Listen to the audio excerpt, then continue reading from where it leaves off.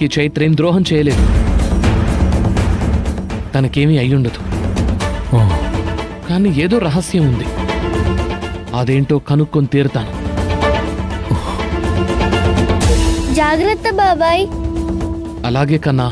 ఉండటానికి చోటుందా? ఉంది. మీరేం కంగారు పడకండి. ఖర్చులకి డబ్బులున్నాయా? నువ్వు మాట్లాడి చూస్తుంటే ఇంత చిన్న వయసులో నీ పరిణతి చూస్తే చాలా సంతోషంగా ఉంది. నీ కన్సర్న్ మీన్స్ అలాట్.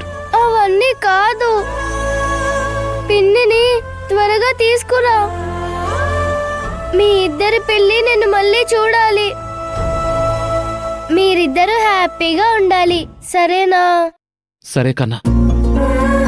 అందరూ జాగ్రత్తగా ఉండండి. Love you. లవ్ యూ బాబాయ్. బాయ్.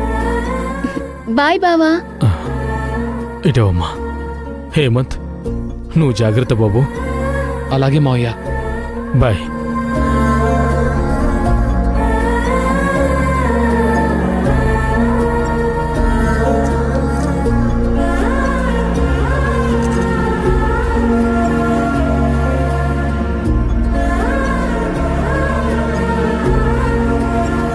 ఇప్పుడు హ్యాపీనా? పద, ఏమైనా తిందో గాని. పద.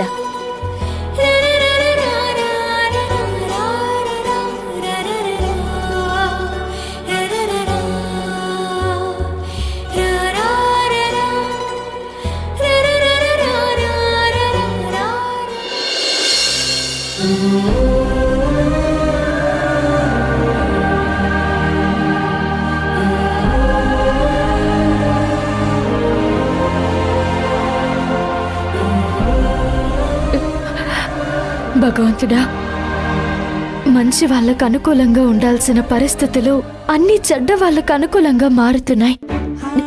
మంచి వాళ్ళకి బ్రతుకు మీద భయం ఉంటుంది, చెడ్డ వాళ్ళకి ఏ భయము ఉండదు. వాళ్ళు చేసే దరిద్రపు పనులకు చట్టం ఎలాంటి శిక్షలు వేయదు. మాకిలాంటి శిక్షలు వేస్తుంటే భగవంతుడా, మాలాంటి వాళ్ళు ఏం చేయాలి?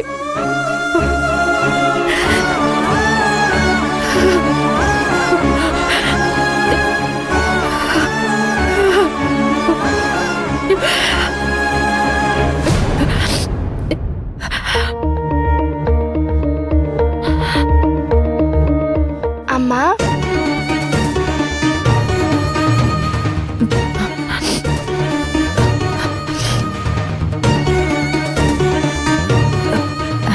రాకన్నా, నిన్ను చూస్తేనే నాకు ఒక ఆనందం. అన్నీ మర్చిపోతాను. ఇక్కడికి రామ్మా, పక్కన కూర్చో. అమ్మా, ఎందుకు ఏడుస్తున్నావు? ఏడవడమా? అదేం లేదే, కళ్ళల్లో నలక పడింది. నువ్వొచ్చే టైంకి అది తీస్తున్నా, అందుకే నీళ్ళొచ్చాయి. అమ్మా, నేనెవరు? శివగామి కూతుర్ని. నాకా మాత్రం తెలీదా నా అమ్మేంటో?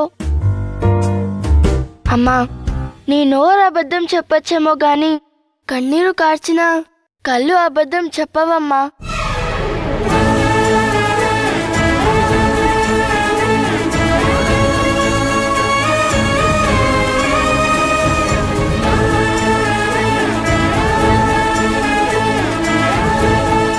అవి నలక వల్ల వచ్చిన కన్నీళ్లు కావు. కారణమేంటో చెప్పమ్మా.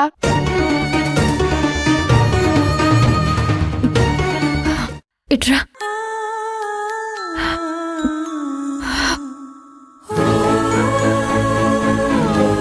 ఎందుకో తెలియదు కన్నా,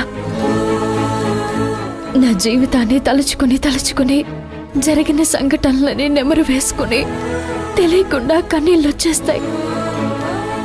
మనసు బాధపడుతుంది.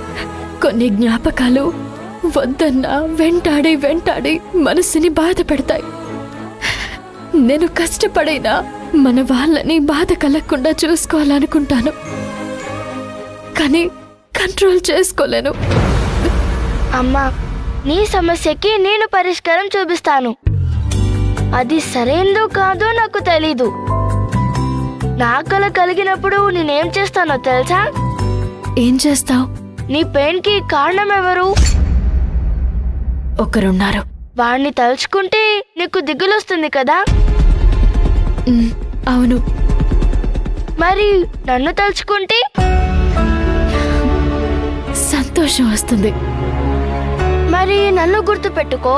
వారెవరో బాధ పెట్టే వాళ్ళ గురించి ఆలోచించకుండా సంతోష పెట్టే నా గురించి ఆలోచించు. అప్పుడు పెయిన్ ఉండదు కదా. అవును కన్నా, మంచి ఆలోచన.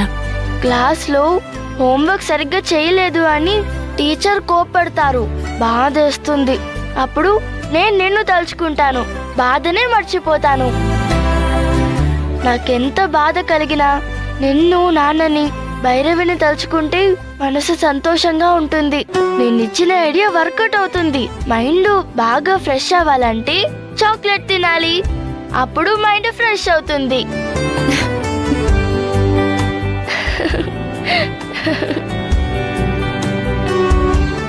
ఆద్య కూడా ఒకసారి ఇలాగే చేసినట్టుంది కదా.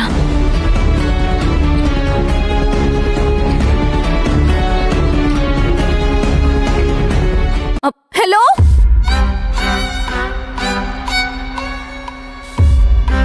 ఏంటి నీ గోలా? కొంచెం సేపు కూడా ప్రశాంతంగా ఉండనియవ్వా? పదే పదే పిలుస్తున్నావు. రంగే, ఒకసారి ట్రా.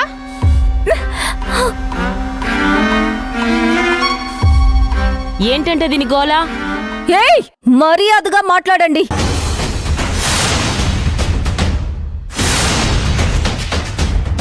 నోరు అదుపు తప్పి మాట్లాడితే బాగుండదు. అవునా? ఏం చేస్తావేంటి? ఏంటే, ఎందుకు అరుస్తున్నావు?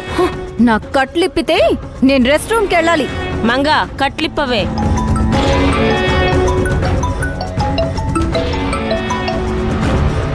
హలో, ఏంటి? వడ్డీకి డబ్బులు కావాలా? 5 రూపాయలు వడ్డీ టైంకి కట్టాలి. కట్టకపోయావో ఇంటికొచ్చి చెడ్డీ విప్పి మరీ కొడతాం. నా మనుషులు మామూలు కాదు. 1 తారీఖుకి వడ్డీ పడిపోవాలి, సరేనా? 2,20,000 కట్ చేసిస్తాను. అది ప్రాసెసింగ్ ఫీజు, అర్థమైందా? ఇష్టమైతే తీసుకో, లేకపోతే లేదు. అర్థమైందా? సరే, ఎప్పటికి కావాలి? పద. రేపు కుదరదు, సోమవారం ఇస్తాను.